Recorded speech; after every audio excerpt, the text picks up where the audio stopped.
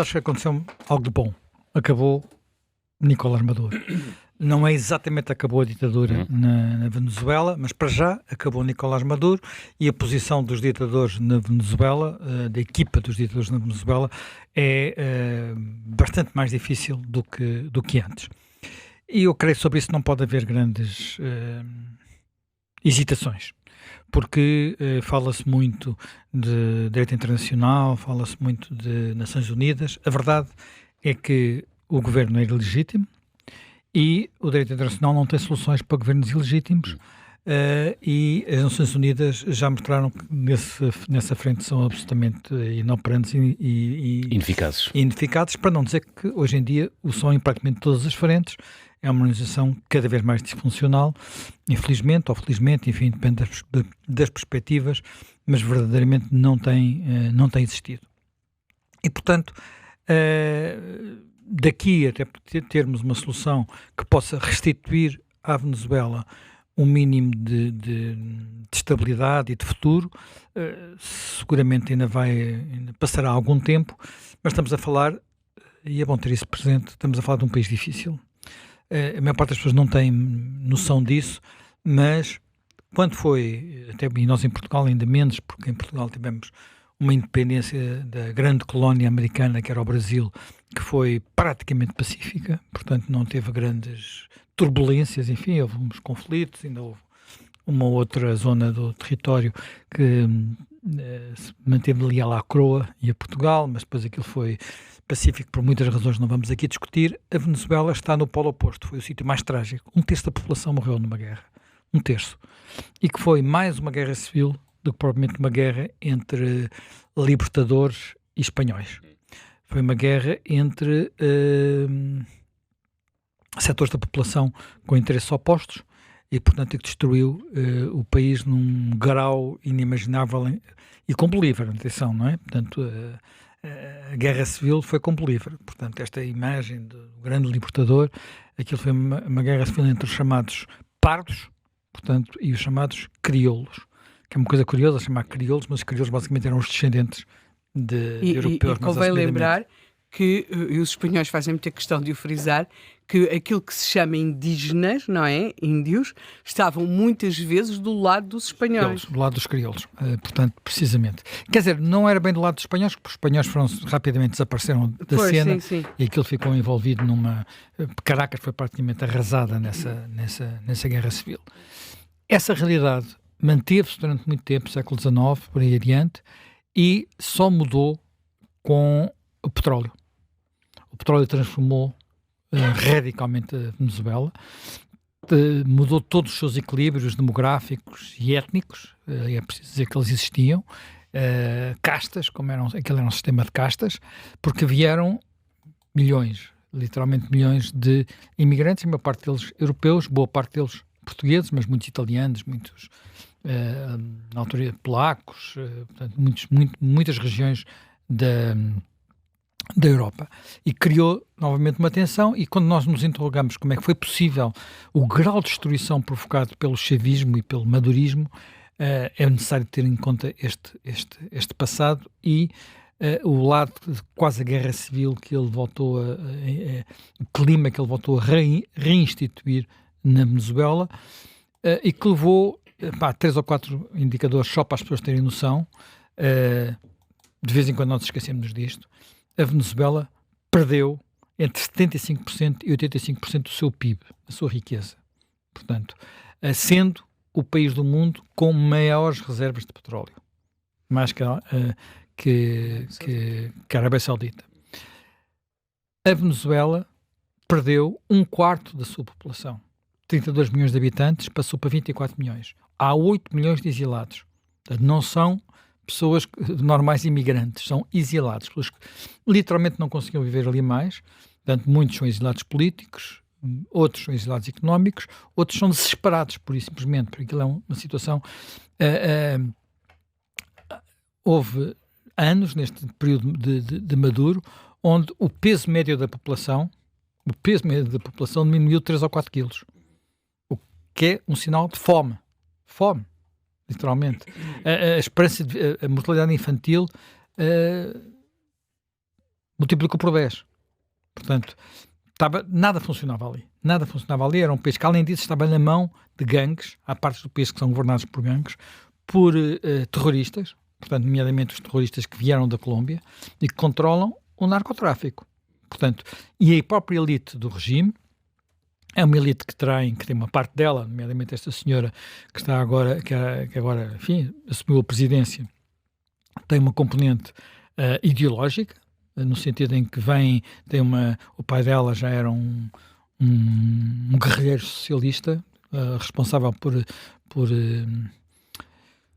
raptos e sequestros, mas ela e o irmão, que é o presidente da Assembleia Nacional da Venezuela, são figuras que vêm daí, mas depois toda aquela superestrutura, nomeadamente os inúmeros generais, vivem do narcotráfico. Muitos deles têm os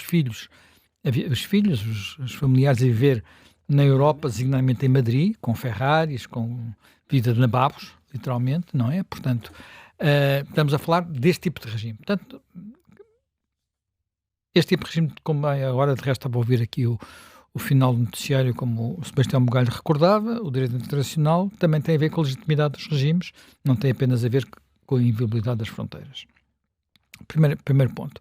Segundo ponto, de repente todas as pessoas descobriram o direito internacional. O direito internacional é uma coisa que não está escrito nas pedras como os direitos nacionais. E a primeira razão para isso é que o direito é uma decorrência da existência de instituições reconhecidas como soberanas e não há uma soberania internacional. As Nações Unidas não são um órgão soberano. Não são um órgão soberano e muito menos um órgão democrático. Muito menos um órgão democrático.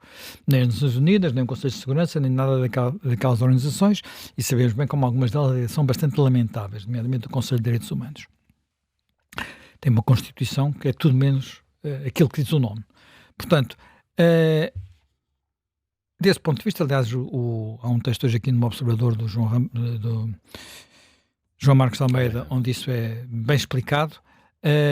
Portanto, é disso que estamos a falar. Portanto, há aqui um lado, sempre houve, um lado de equilíbrios de poderes. Os equilíbrios de poderes que determinaram as próprias Nações Unidas.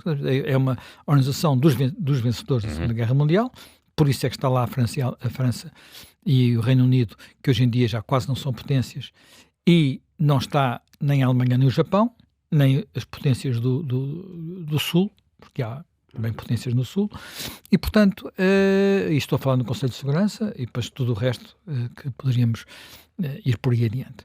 Portanto, e essa realidade vai tendo dias, não é? Portanto, muitas vezes é esta organização internacional que garantiu a paz. Ora bem, vamos lá ver o que aconteceu no pós-Segunda Guerra. A primeira, a paz foi basicamente garantida pelo equilíbrio nuclear. Portanto, pela noção, que é a noção da Guerra Fria, de destruição mútua assegurada. As potências nucleares sabiam que o primeiro a disparar também seria aniquilado a seguir. E, portanto, isso garantiu que, de alguma forma, as grandes potências não só não se atacavam mutuamente, como as guerras por procuração eram contidas dentro de certos limites. Nunca deixou de haver guerras, nunca deixou de haver problemas. O que passou a existir, e que é diferente do início das Nações Unidas, é que muito rapidamente se percebeu que só havia duas potências capazes de impor a sua vontade. Porque a primeira vez que houve uma tentativa de países europeus porem um pé no terreno, foram imediatamente chamados à ordem e saíram, como se costuma dizer, peço perdão, com o rabo entre as pernas. Falo da Guerra no Sinai em 1956, quando França e Reino Unido intervieram para contrariar a nacionalização pelo Egito do Canal do Suez, e depois foi o próprio Presidente Eisenhower dos Estados Unidos: saiam daí, por favor. Portanto, direito internacional, só uns é que violam, calma lá.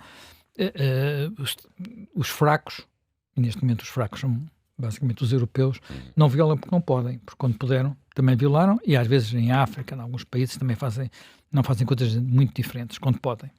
Portanto, O que é importante é nós termos noção, apesar de tudo, de quem, se temos ou não, quem tenha suficientemente poder e força do nosso lado para poder garantir que certos princípios são assegurados. Ora bem, e agora vamos à questão da Venezuela. Não era óbvio, e não foi óbvio durante muitos meses, que este fosse o plano de Donald Trump. Podemos dizer que, de alguma forma, o seu secretário de Estado, portanto, o ministro dos Negócios Estrangeiros, Marco Rubio, que aliás é de uma família descendente de cubanos e, portanto, uma família latino-americana e que fala correntemente espanhol ou castelhano, se preferires, tinha esta ideia, mas durante muito tempo não era isso que Trump queria. Não queria qualquer tipo de intervenção, e só se convenceu que não havia outra alternativa quando não conseguiu fazer aquilo que é a sua especialidade, quer dizer, eu falo com todos, negocio com todos, imponho no limite também imponho a minha vontade a todos, e todos são great balls, pronto, muito amigos, e portanto ele faz aquele número que é sempre um número estranho, que a gente nunca sabe exatamente onde é que ele está, mas quando não tem saída, vai para aí. E porquê é que para os Estados Unidos, e particularmente para Marco Rubio, e convém ouvir o que ele foi dizendo ao longo dos últimos meses e semanas, a questão da Venezuela, e não só, é relevante. Primeiro, por um tema que é totalmente política interna americana. Há dois temas que são totalmente política interna americana. Narcotráfico, e portanto, o tema das vítimas do tráfico de drogas nos Estados Unidos, enfim, não é só a cocaína, é sobretudo fentanilo. O fentanilo nem virá muito, fentanilo é uma droga química, nem virá sobretudo da Venezuela, até porventura nem vem muito, e boa parte da cocaína da Venezuela também não vai sobretudo para os Estados Unidos, até vem para a Europa, mas é um tema que é central, e foi central na eleição, nas duas eleições de resto, de Donald Trump, sendo um tema muito relevante para o seu vice-presidente, que é vítima que vem de uma família devastada pela J.D. Vance. J.D. Vance. E depois o tema dos gangues e da imigração clandestina.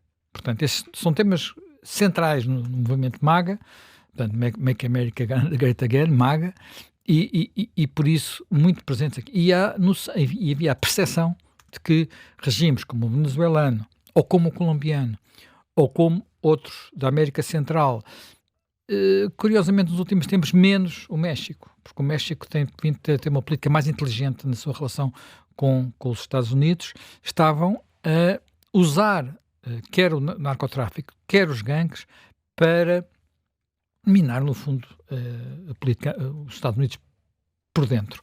E, portanto, isto não é um tema secundário, e desse ponto de vista, porventura, o mais importante na famosa documento estratégico de segurança e defesa dos Estados Unidos, mais importante do que as 3 páginas dedicadas à Europa, a que nós demos muita atenção, é o momento em que ele assume claramente a doutrina Monroe.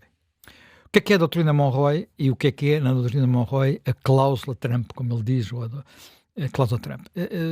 Recapitulando muito rapidamente, a doutrina Monroe começa por ser, se quisermos, uma doutrina anti-imperialista ou anticolonialista, porque na altura não se falava muito em imperialismo. Início do século XIX. 1823, portanto, em que, no meio de um discurso ao Congresso, o presidente Monroe diz que, no fundo, faça um aviso: as antigas potências coloniais não olhem para este hemisfério. Não venham para cá, porque nós achamos que a América é para os americanos. As Américas são para os americanos. As Américas. Porquê é que ele falou disso? Porque tinha havido todos os movimentos de independência na América Central e na América do Sul, portanto, de Espanha e de Portugal, com características diferentes, país para país, as coisas não são todas iguais, e havia, até porque na Europa tinham acabado as guerras napoleónicas, poderia haver vontade de regressar àquelas zonas, o Reino Unido, que continua a ter, e a França, que não ter interesses muito localizados, Guiana Francesa, as Ilhas Virgens Britânicas, só para dar 2 exemplos, mas há mais pequenas ilhas para aquela zona das Caraíbas, e porque não também a Espanha, porque não também Portugal, apesar disso, em 23 já não fazer muito parte da agenda, nomeadamente de Portugal, mas era a eles que eu estava a se referir. e logo a seguir houve momentos em que isso teve alguma relevância, sendo que isto ganha uma nova projeção com o presidente Theodore Roosevelt. O Theodore Roosevelt é um presidente interessantíssimo na história dos Estados Unidos, é alguém que começa por ser republicano, num tempo em que os republicanos tinham uma posição política algo diferente do que é de hoje.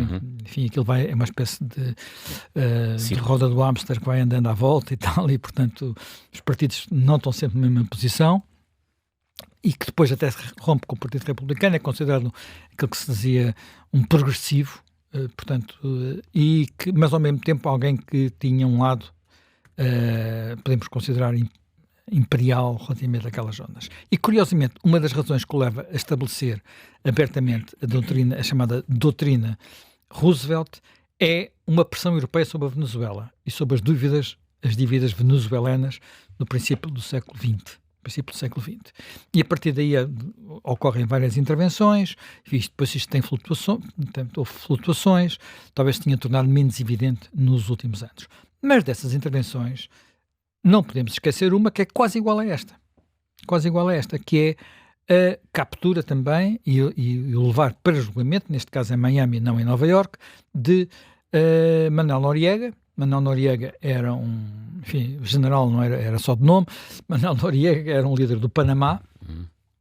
A intervenção tem características diferentes, provocou uma pequena guerra localizada, também não declarada, como desta vez, também não sem ir ao Congresso, como desta vez. Uma pequena, portanto, guerra localizada, e ele é levado para julgamento. O que é diferente nessa altura? Bem, diferente porque primeiro era o presidente. Nós tínhamos também um republicano, mas um republicano internacionalista, digamos assim, o pai Bush pai, George Bush, como na altura, enfim, o outro era George W. Bush, ou George H.W. Bush, enfim, conforme quisermos chamar-lhe, e que isto acontece pouco mais do mês passado, sob a queda do Muro de Berlim, numa altura em que o mundo estava com os olhos virados para o outro lado e super otimista, a achar que vinha aí a liberdade universal, a democracia universal, a ordem universal.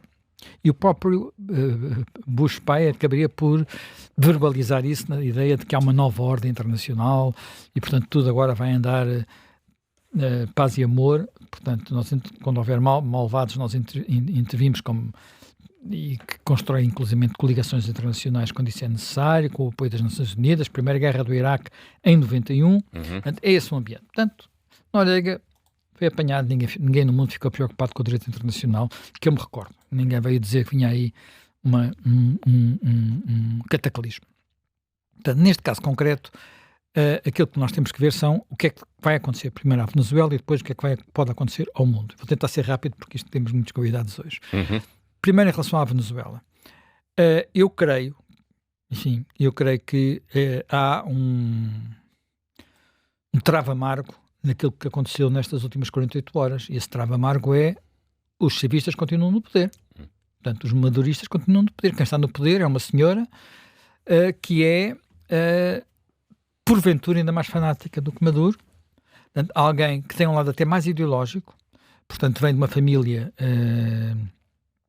como eu já referi, de pessoas com responsabilidades, digamos, um fundador do Partido Socialista, um antigo terrorista, alguém que acabou por morrer na prisão numa altura em que ela ainda era criança. Ela até diz que é a vingança, o chavismo é a vingança pela morte do pai.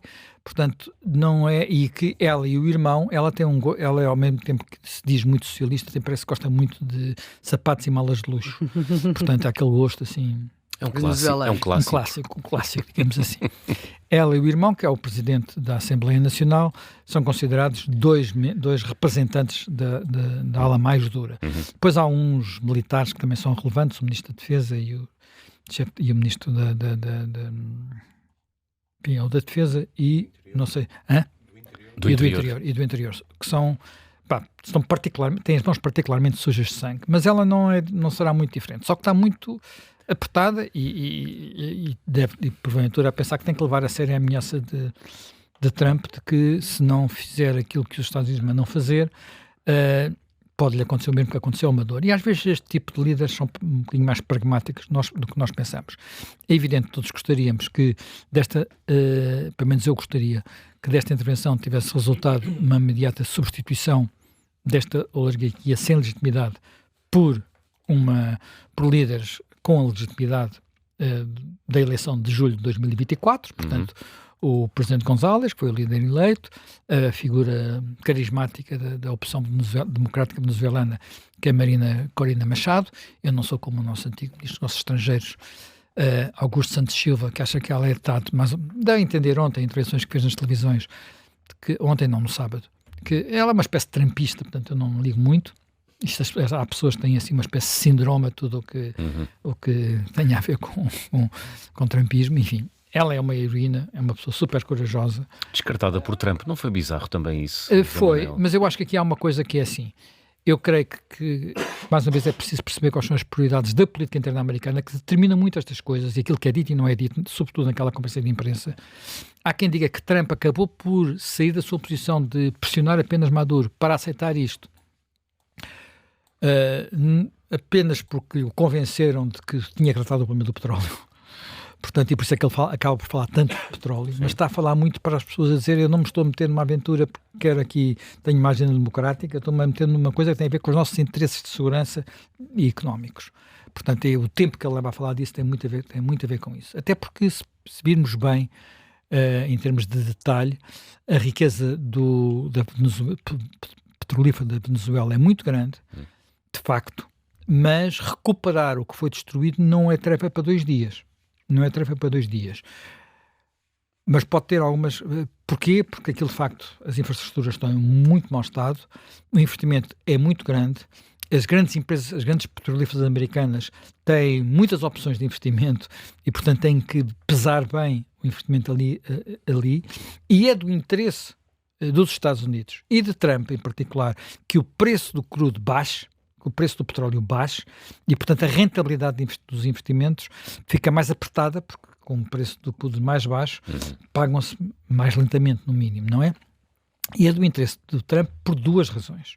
Uma, que ele assume abertamente, portanto, preço da bomba dos combustíveis na bomba de gasolina nos Estados Unidos, esse aí é direto, e outro, que é muito, muito relevante, que tem a ver com o cerco à Rússia e à China. Repara, a Rússia e a China dependem imenso destes recursos. Todos sabemos que a China tem uma grande potência solar mundial, mas não tem petróleo, tem carvão, mas não tem petróleo. Portanto, depende do petróleo russo, e a Rússia depende totalmente disso para as suas receitas, depende do petróleo iraniano e depende do petróleo venezuelano. Com a pressão, com o controle da Venezuela e a pressão sobre o Irão, as possibilidades de a China ter autonomia suficiente para, por exemplo, desencadear um ataque a Taiwan diminui. Portanto, estas peças do xadrez movem-se todas ao mesmo tempo. Não é tudo tão evidente como muitas vezes se fala. Porque, entre outras coisas, todos nos recordamos, ou todos nos devíamos recordar, que uma das coisas que levou o Japão à derrota na Segunda Guerra Mundial foi a incapacidade de ter fontes de abastecimento suficiente para a sua marinha. E a aposta chinesa na marinha é uma aposta brutal, mas depende de combustíveis fósseis. Qualquer operacionalidade. Para já, não é? Não tem tantos porta-aviões nucleares como os Estados Unidos, ou submarinos nucleares como os Estados Unidos. Bem, voltando à questão da Venezuela, eu creio que há outra preocupação, que eu seria aqui não apenas de Trump, não se quer envolver como os Estados Unidos se envolveram no Iraque, como aí, porventura, das pessoas que conhecem melhor o terreno, que é como é que se evita que a Venezuela entre imediatamente em guerra civil. Portanto, não é chegar ali, tirar Maduro e pôr lá outro presidente, sem ao mesmo tempo ocupar o país. E ocupar o país não é fácil, porventura até é impossível. A única forma, porventura, possível é pressionar o suficiente às novas lideranças para obrigar a que haja uma transição que passe, mais tarde ou mais cedo, por eleições, por novas eleições. Portanto, até porque parte da Venezuela já está nas mãos de gangues, sobretudo a zona da fronteira com a Colômbia, que são gangues que vêm do narcotráfico e também da antiga guerrilha colombiana, e daí também a importância da pressão sobre a Colômbia. Eu não creio que vá haver qualquer intervenção na Colômbia, até porque porventura ela é desnecessária. A Colômbia vai ter eleições daqui por 5 meses, em maio, e o atual presidente, que é um antigo líder da guerrilha colombiana, está péssimo nas sondagens e, portanto, em princípio, ele não só não se pode candidatar, como porventura não haverá ninguém da sua área política que consiga ganhar as eleições. Os favoritos são todos potenciais aliados dos Estados Unidos e, portanto, a Colômbia é mais colocar pressão para ver se os problemas que têm muito a ver com o narcotráfico, mas curiosamente não saem pelo Caribe, saem pelo outro lado. A Colômbia também tem Costa no frente Pacífico. Costa do Pacífico, é pelo Pacífico que sairão sobretudo sairá sobretudo esse tráfico. Temos finalmente a questão, e eu queria rapidamente para acabar, a questão de dizer, e agora com isto vem a Groenlândia e vem a legitimação, quer dizer, as comparações com a intervenção na Ucrânia não são para aqui chamadas, quer dizer, é delírio absoluto da parte de achar que o que o Trump fez foi igual ao que o Putin fez na Ucrânia. Não tem nada a ver uma coisa com a outra. Relativamente à Groenlândia, eu creio que há uma preocupação americana, com razão de ser, no que respeita ao que se passa no Ártico. O Ártico é uma das grandes zonas de disputa do mundo nesta altura. Toda a gente está a tentar controlar o Ártico, portanto, e os recursos do Ártico e o tráfico no Ártico, porque até com o degelo e as mudanças climáticas... É literalmente um mundo novo. É literalmente um mundo novo e, desse ponto de vista, a Dinamarca, porventura, não tem os meios nem os recursos para controlar uma das grandes fronteiras do Ártico, que é a Groenlândia.